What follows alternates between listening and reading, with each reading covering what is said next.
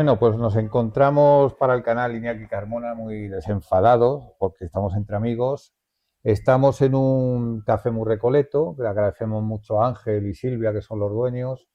Se llama Café Virtudes en la Plaza San Justo y prácticamente muy cercano a la universidad, que mejor, ¿no? También pues vamos a hablar Pues de claro que algo que sí. los jóvenes tenían que se va olvidando estas cositas. Y yo creo que un poco los cafés tertulia también habría que recuperarlos. Antes había en la Plaza Foco de Ver aquí lo que eran los cafés de tertulia, como el Café Gijón, el Café Español se llamaba aquí en Toledo, y hoy en día, tristemente, no voy a nombrarlo, pero una cadena de hamburgueserías multinacionales. Sí, es una pena, porque ese ¿Eh? era el sitio de tertulia y de escritura, además. Claro. Bueno, yo le considero un amigo, entonces a los amigos se presenta como amigos. Lo soy. Sí. Sí. Bueno, a ver, tú me corriges y luego ya hablamos más desenfadado, porque diplomado en religiones y modelos de pensamiento, Vedanta, astrología védica, arte y antropología india. También estás en la sociedad geográfica. Sí. eh, Como labor profesional, sí que has tenido un perfil bastante ejecutivo, que es en el Banco Asiático de Desarrollo, ingeniero neorático también, bueno, cualquier cosa.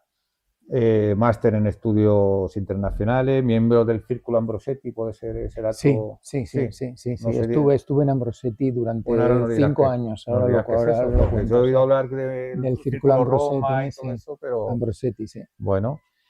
Javier Hernández Sinde. Pues muchas gracias por la Y, presentación, bueno, Iñaki. y cómo te presenta? A ver por dónde empezar. Lo del círculo Ambrosetti, así por. Ambrosetti es un grupo, es una consultora y es un grupo realmente es un think tank Mm. que tiene sede en la ciudad de Milán, también tienen en Roma, donde hay reuniones pues, de empresarios, de científicos, de artistas, y de lo que se trata es de hablar de un poco de la actualidad. Hay reuniones casi todas las semanas, se invita a un personaje, al que sea, puede ser un científico, pues un escritor o pues un empresario, un economista. Y entonces los miembros del club nos reuníamos con él y hablábamos pues, de los temas que hubiera en ese momento. Se podía decir lo que se había hablado, no se podía decir con quién se había hablado. Y ellos hacen 2 reuniones, digo hacen porque yo hace como 5 o 6 años que ya no estoy allí, desde que no vivo en Italia. Hacen 2 reuniones importantes al año, que las hacen en el lago de Como. La primera tiene un carácter más científico-técnico y la otra más geopolítico-económico. Y una es en abril y la otra, normalmente la más importante, es en septiembre, y eso es Ambrosetti. Joder.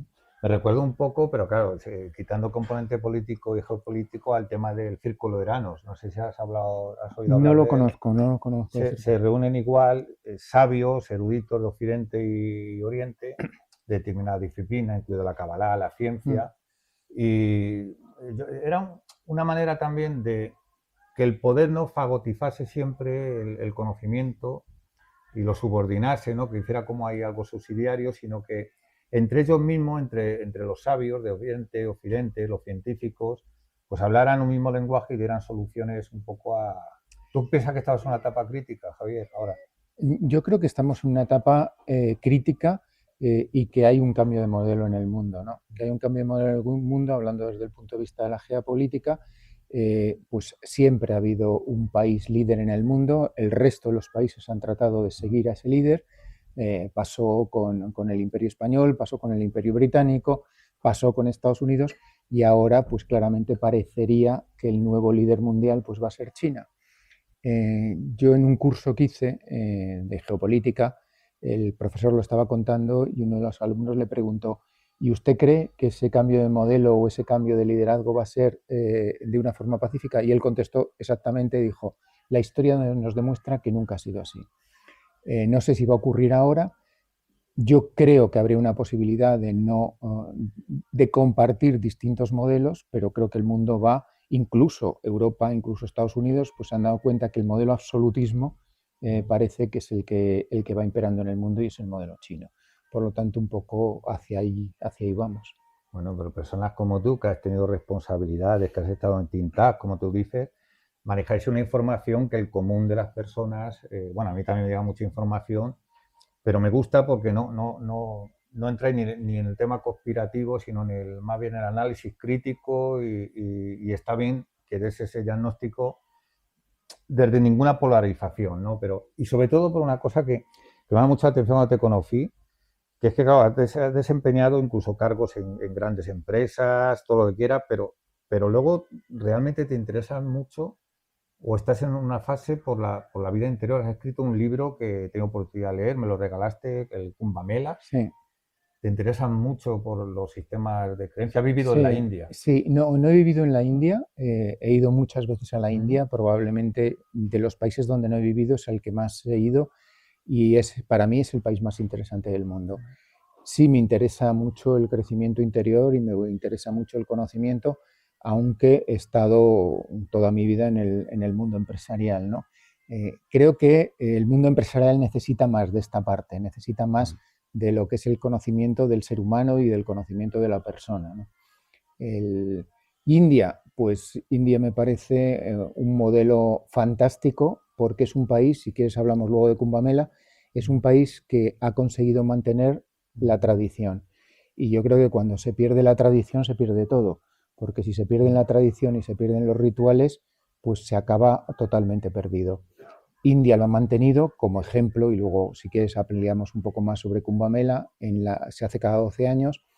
La última importante fue el año pasado, en el 25, asistieron 400 millones de personas. La Kumbamela dura 6 semanas y en 6 semanas pasaron por allí 400 millones de personas, un tercio del país.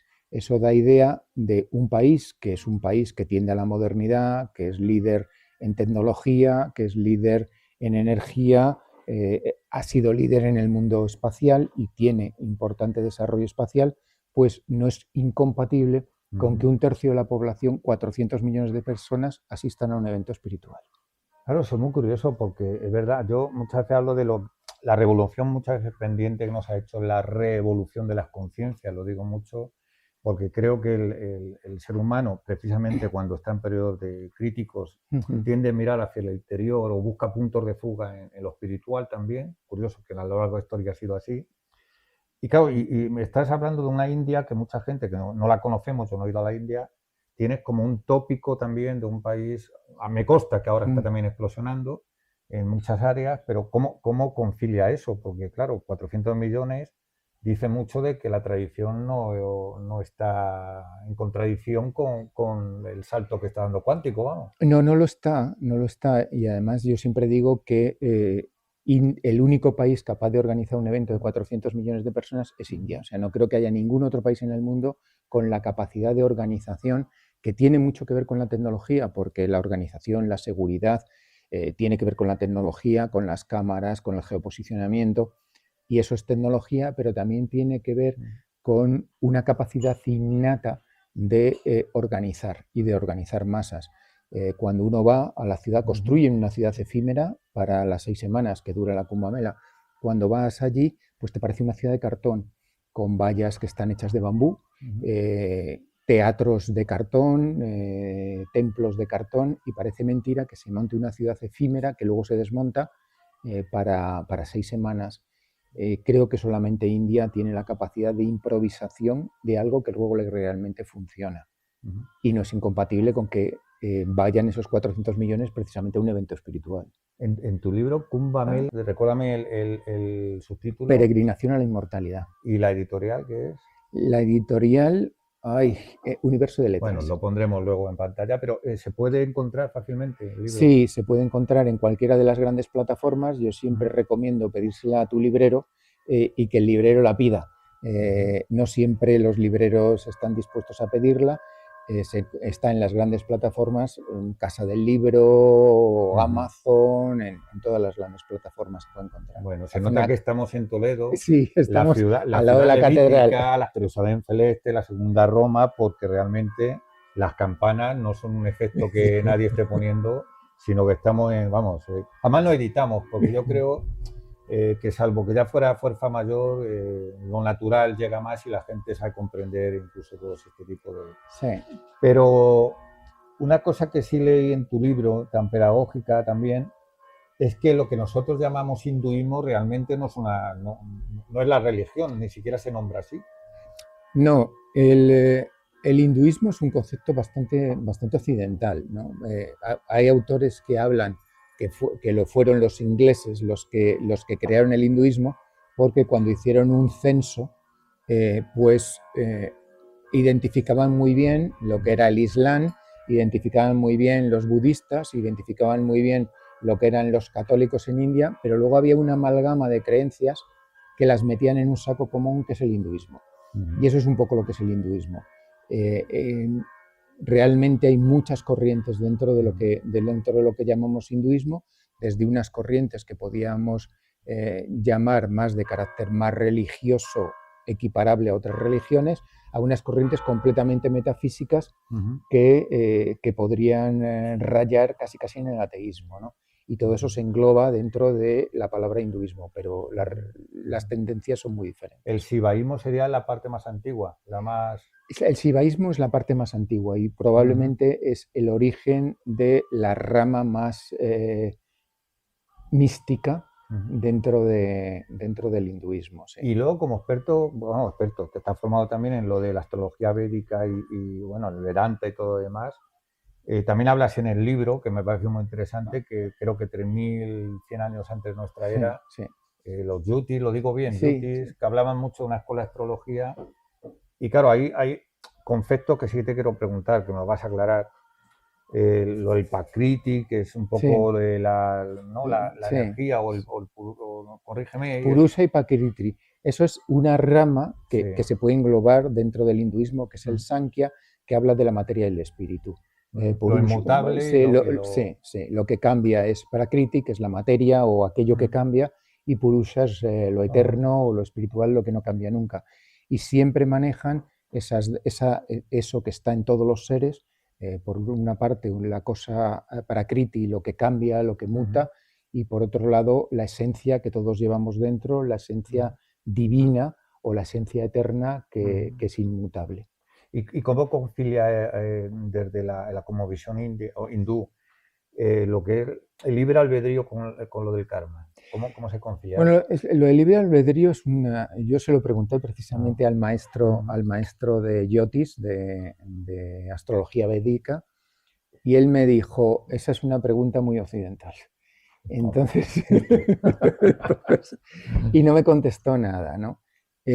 Yo cada vez tiendo a pensar más en que no existe. O sea, yo soy muy escéptico en el libre albedrío por todo, ¿no? Porque si efectivamente existe un karma que condiciona, existen unas leyes físicas que también condicionan nuestros grados de libertad, no digo que no los haya absolutamente, pero son mucho menos de lo que nos pensamos. Cuando se dice libre albedrío, yo tengo mis dudas y en algún momento, en alguna reunión lo ponía, decía, a mí en una reunión me está picando un pie. O sea, por supuesto yo tengo el libre albedrío de quitarme el zapato y rascarme el pie delante de todo el mundo, pero no lo hago. Y no lo hago porque estoy condicionado por algo, por una educación, por unos parámetros, por lo tanto ese libre albedrío yo lo meto mucho entre comillas.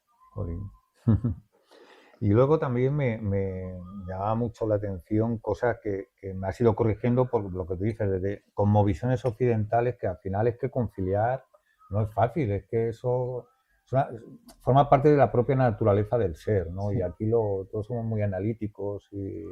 Sí, India es analítica sí. porque las matemáticas son una parte Claro, importante vienen de de la ahí. matemática, viene de la India, luego llega a través de los árabes, pero viene de la India y todo el desarrollo científico que han tenido a lo largo de toda su historia, pues viene también de la India. Hay un paréntesis importante porque cuando se habla de India y sobre todo se habla de la India actual, se habla de ese hinduismo que están intentando ahora el gobierno de la India llevar a un ultranacionalismo hindú. Y para mí es muy difícil hablar de la India en su conjunto y de lo que es India actualmente sin hablar del Islam. De hecho, si nosotros preguntamos a cualquier persona, dime un monumento, diría hindú, me van a decir el Taj Mahal, y el Taj Mahal no es para nada un monumento hindú, es un monumento islámico. Y toda esa India que a lo mejor tenemos imaginaria en la cabeza, hay una parte muy, muy importante que corresponde al Islam. Entonces yo creo que esa mezcla de las dos cosas es lo que ha hecho un país como actualmente la India. De hecho está en su bandera, está el naranja y está el verde.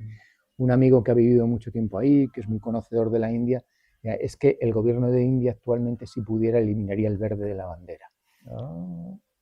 Mira, eso entronca a lo mejor con una cosa que leí, tú me vas a corregir. Pues yo cuando leo siempre me gusta buscar las opiniones autorizadas.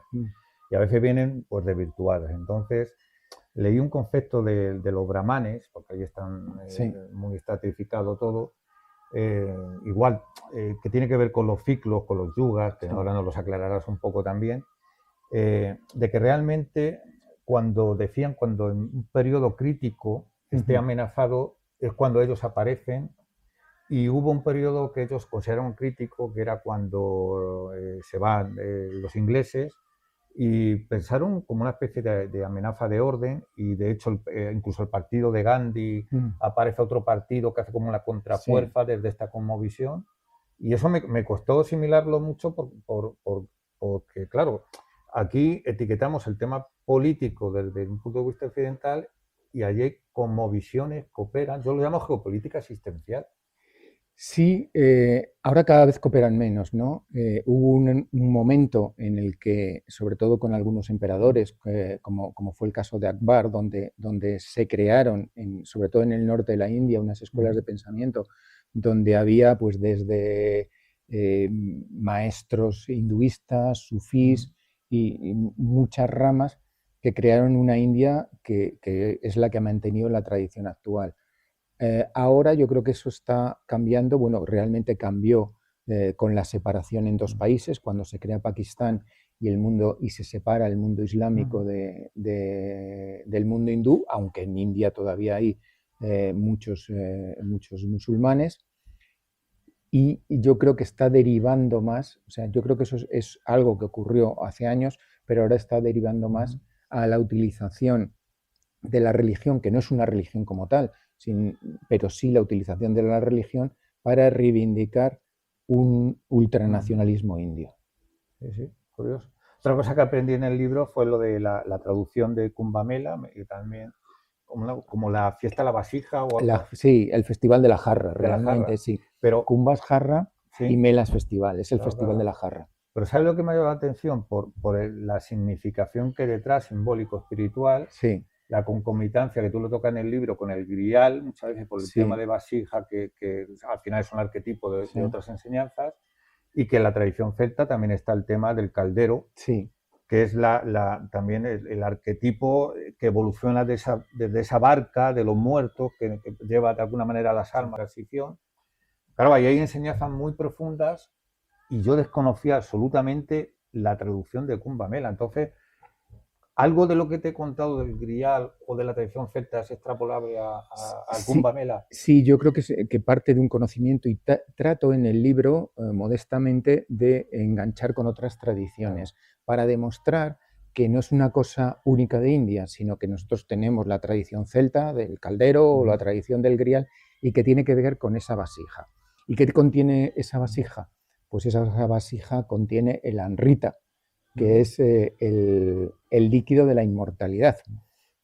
Por lo tanto, si quieres ahora contamos un poco la leyenda en la que se basa o la mitología en la que se basa la Kumbh Mela, pero Kumbh es jarra, pero lo importante de esa Kumbh es que contiene un líquido que es el amrita, que es el elixir de la inmortalidad. También podemos hablar de lo que es la inmortalidad. ¿Tiene que ver con el soma o no? Tiene que ver completamente con el soma, porque el soma era en la India brahmánica el elixir de los dioses y una ofrenda que se hacía a los dioses en los rituales brahmánicos.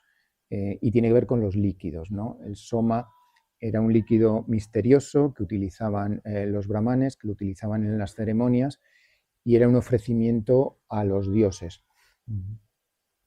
A cambio de ese líquido, los dioses daban otros líquidos, que era el líquido, el primer líquido es el agua, es el líquido que da la vida. A través del agua y las hierbas se produce la leche de la vaca, que en definitiva es el otro líquido sagrado, y a partir de ahí la sangre, ¿no? Y entonces tiene que ver un poco con ese recipiente que contiene líquidos sagrados. Hay mucha Y tiene que ver, por supuesto, con el caldero, y tiene que ver con el grial. Sí. Y el tema de, por ejemplo, de esos... a ver, a veces yo había entendido que los brahmanes, por ejemplo, está mal visto que, por ejemplo, sus enseñanzas las devalúen de un modo gratuito, tiene que ser con un contexto y con una intención sagrada también. Sí. Y claro, yo sé por lo que llegó aquí, que es la teosofía, ¿no? A través de Blavatsky, los dos Mahatmas que ella nombra. Y hubo un conflicto bastante interesante dentro de la tradición esotérica occidental de que ese mensaje transgredía algunos de los fundamentos más sagrados de la propia India, por lo menos lo entendía así, porque ellos decían que los poderes mal utilizados están mal vistos, y determinadas enseñanzas, cuando se comparten fuera de su contexto o de su intención, también es como una especie de tabú o no sé, de transgresión. Sí, porque parte de unas escrituras sagradas que, como todas las escrituras en la India, es muy importante el maestro. Y la escritura en sí, cuando uno lee una escritura sagrada, por supuesto, aunque esté traducida, porque ya hay excelentes traductores, aunque la leas traducida del sánscrito, es muy difícil de entender, muy difícil de entender. Entonces, es necesario un maestro que la interprete y que además se la explique al discípulo, al chela, en función de los intereses y del desarrollo del chela. Por eso no les gusta mucho que se saque del entorno de sus maestros y de sus rituales, porque la enseñanza también va acompañada de un determinado ritual. La palabra gurú, que lo Gurú, explicas sí. en el libro, como es muy masónico, Sí, sí. de la oscuridad a la luz, ¿no? Sí, o del sí, el que te lleva la luz. Sí. Pero hay muchos, como en Occidente, porque Ramiro Calle a veces decía que también hay mucha pillería. Sí, ya, yo creo que no. Hay mucho falso gurú, vamos, pero sí, y los hay. Pero también habrá verdadero, obviamente, es el depósito de la tradición. Sí. Se han convertido en muy mediáticos. Actualmente, pues un gurú de estos, que además está en internet y que tiene sus canales, pues tiene ashrams donde van miles de personas allí. Y algunos de ellos se han convertido en auténticos fenómenos mediáticos. Para mí me resulta así como un ejemplo muy claro Osho. Aunque yo creo que Osho sí que era un gran maestro y llevaba sus enseñanzas a unas determinadas situaciones límite, pero ha sido muy criticado en Occidente. Pero sí existen, y ha habido casos de todo, de fraudes, sí existen esos falsos maestros verdaderos. Yo creo que en la India es relativamente fácil encontrar un maestro, no necesariamente un gran gurú, un maestro que te pueda explicar o con el que puedas tener una buena conversación y una conversación interesante. ¿Y tú lo has encontrado, Javier, aquí? Yo tuve algunos paseos por la ciudad esta, que se construye, paseaba por la noche, y en algún momento me llamaron de alguna tienda, porque produces la misma curiosidad que nos producen ellos a nosotros, pues un occidental paseando por allí, pues también produce una curiosidad. Charlas con algunas personas que digo, es una pena que vayamos a estar poco tiempo, que esta persona se vaya a ir, porque la charla sí que era profunda, y sí que me he dado cuenta que esa persona, pues que estaba allí simplemente en una tienda de campaña, prácticamente desnudo, pues tenía un conocimiento importante, ¿no? Y eso de los supuestos poderes también, los siddhis. ¿Has sido testigo de algo de eso también? Es que eso llama mucho la atención también a la Sí, gente. lo sé. Bueno.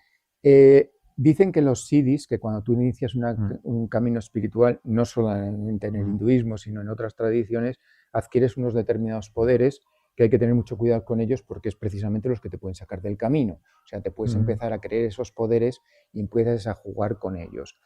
He leído mucho sobre el tema de viajeros que los han visto, y hay una ceremonia que se hace en Kumbh Mela muy interesante, donde hay de alguna forma una cierta exhibición de estos poderes. En Kumbh Mela a ellos les gusta exhibir, y se llama la ceremonia de Kapal Duni. Kapal significa cabeza o cráneo y Duni es el fuego sagrado. Entonces se ponen 10 o 12 alumnos en una explanada al sol de madrugada, ponen excrementos alrededor de ellos, excrementos de vaca, y los prenden, y en una vasija echan esos excrementos de vaca y los prenden también. El sol empieza a salir, la temperatura empieza a subir, y a pleno sol lo que hacen es que, rodeados de fuego, se ponen esta vasija en la cabeza y empiezan a meditar. El maestro los está vigilando de lejos y se pueden pasar horas en esa situación. Yo creo que sí es un poder, porque tener la capacidad o el control de aguantar ese calor, mantener tu control interior y entrar en ese proceso meditativo, eso ya es una exhibición de poder.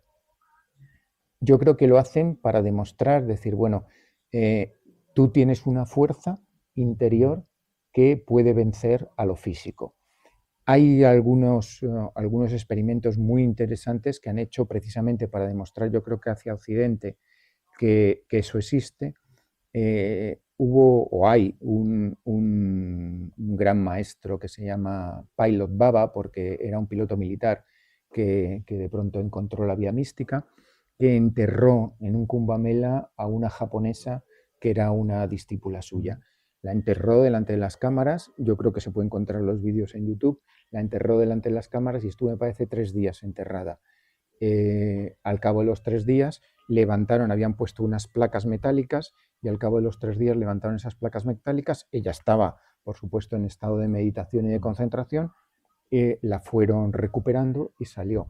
Entonces, sí que existen, hay muchas descripciones de esos poderes. Lo que pasa es que les tienen miedo los grandes maestros, porque dicen que te puedes entusiasmar con los poderes y salir y distraerte de la vía.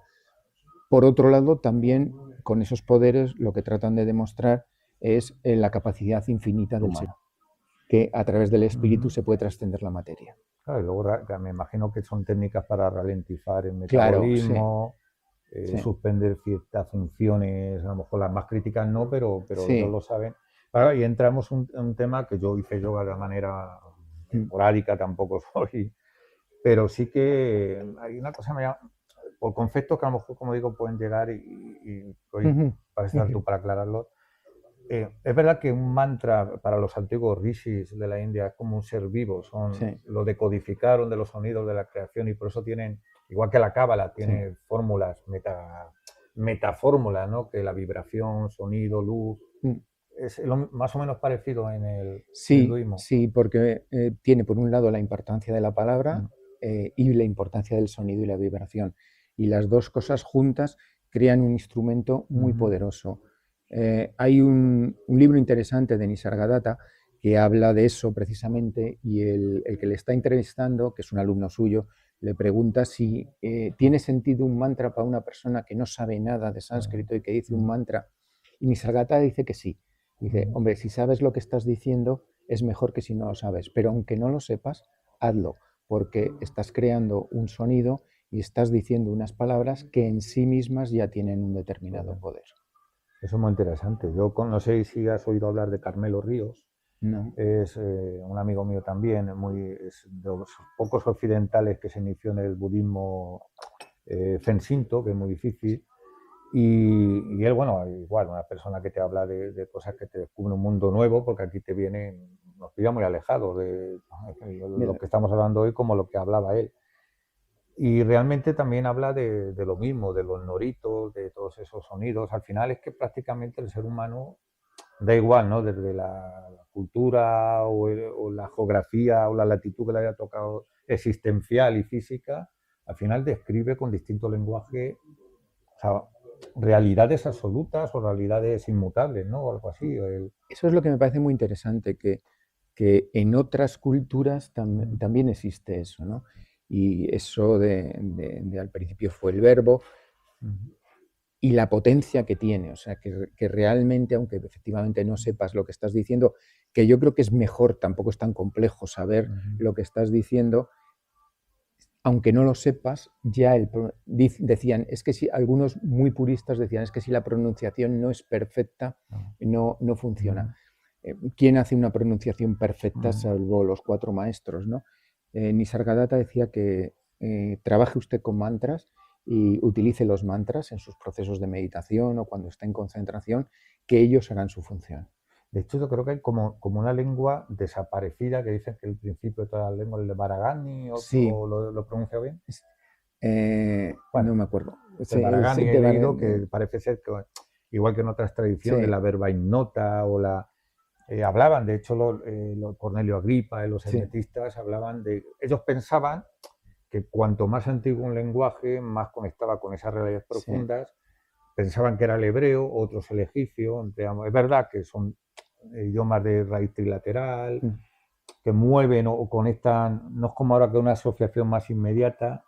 Incluso para mí, no sé si estás de acuerdo, y hablamos de eso, que muchas veces el uso actual del lenguaje no está conectado con esas imágenes simbólicas, porque recuerdo, por ejemplo, cuando la bomba atómica, es una tontería, pero bueno, se me vino a la cabeza como cuando Oppenheimer y demás desarrollan la bomba atómica con todo lo que trajo, el teletipo que mandan es el niño ha nacido. Fíjate qué perversión del lenguaje, un arma de destrucción masiva. Entonces, claro, el lenguaje, que siempre tiene una consideración sagrada, por eso el hebreo no debería, en una opinión muy personal mía, haber salido del contexto religioso y luego se convirtió también en una herramienta política de cohesión y tal, pero nos estamos alejando mucho del punto de partida que estamos hablando, que pocos países como la India guardan esa raíz y para mi sorpresa y para mi... la verdad que me mueve a decir, hay que ir a la India, Javier, a conocer y de verdad siguen esos depósitos de conocimiento. Yo creo que sí hay que ir a la India.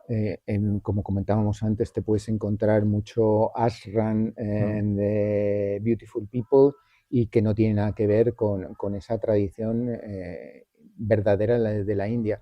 Pero paseando por las orillas del Ganges, en cualquier día, cualquier tarde, te puedes encontrar pues un sadhu allí en una esquinita, y si te acercas con un cierto protocolo y con un cierto respeto y puedes llegar a tener una cierta conversación con él, puedes encontrar una India todavía muy, muy auténtica. Yo creo que sí que hay que ir y entrar en un templo de la India y ver toda la gente dentro del templo, que es muy diferente a lo que puede ser un templo católico, ¿no?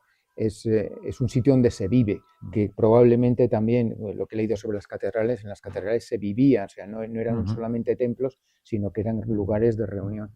Y eso se encuentra en la India. O sea, yo creo que y alguien que por primera vez, bueno, que los viajes son muy personales y un poco también de destino para mí, no es de llamado, pero alguien que, por ejemplo, desde tu experiencia, que a lo mejor le sirve a alguien, quisiera ir a la India, ¿qué le recomendarías que no puede dejar de ver? Benares.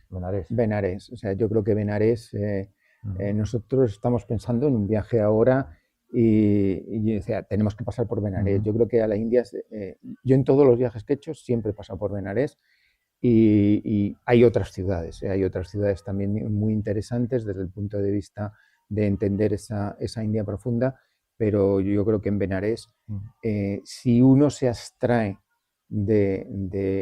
hay masas de turismo, porque Benares es una ciudad muy turística, pero también en ese grupo de turistas y tal, de pronto te aparece una procesión donde llevan el cadáver, que lo llevan al río, y yo creo que es una ciudad donde se aprende de la vida y de la muerte, porque Benares es la ciudad donde se va a morir. Y entonces se aprende a la cotidianidad de la muerte, a estar al lado de las cremaciones y a estar al lado del río sagrado. O sea, yo creo que se haga el viaje que se haga en la India, yo creo que merece la pena pasar por Benares. Yo recomendaría terminar en Benares, porque si se ve Benares de entrada, el resto te puede llegar a decepcionar. Pues ves, siempre un buen consejo. Y otra, me hablaste, por ejemplo, o has estado en Afganistán recientemente. Sí. ¿Y qué quieres contar allí? Porque claro, de Afganistán también, a ver, supongo, porque esto no lo puedo, no lo puedo saber, que mucho de lo que nos cuentan aquí en Occidente, por los relatos que se van imponiendo en esas luchas geopolíticas, Sí. seguramente no concuerdan con la realidad del viajero, Mm. del que, como tú has pulsado la realidad, hace poco amigos míos que han recorrido, incluso son miembros de la Fuerza de Seguridad del Estado, lo hicieron de manera privada, se recorrieron Irán Ujú. para unos años, vinieron encantados de la gente, de la cultura, del acogimiento, claro, a ver, buscaban un poco eso, pero realmente a veces nos llegan las imágenes muy distorsionadas, ¿no? Sí, porque Afganistán yo creo que en sí el país es una víctima. Yo una analogía, en Afganistán, en los mercados de Mm, Afganistán, se ven mucha zona del mercado que está dedicada a, se llama pues el mercado de los pájaros o el bazar de los pájaros, les gustan mucho los pájaros enjaulados, ¿no? Eh, Fui a visitarlo en las distintas ciudades y me parecía como un símbolo del país. Ha sido un país mm, permanentemente enjaulado, qué ¿no? bonita Y imagen esa, ¿eh? entonces esa imagen del pajarito pequeño o grande dentro de la Mm, jaula me parecía una metáfora del país.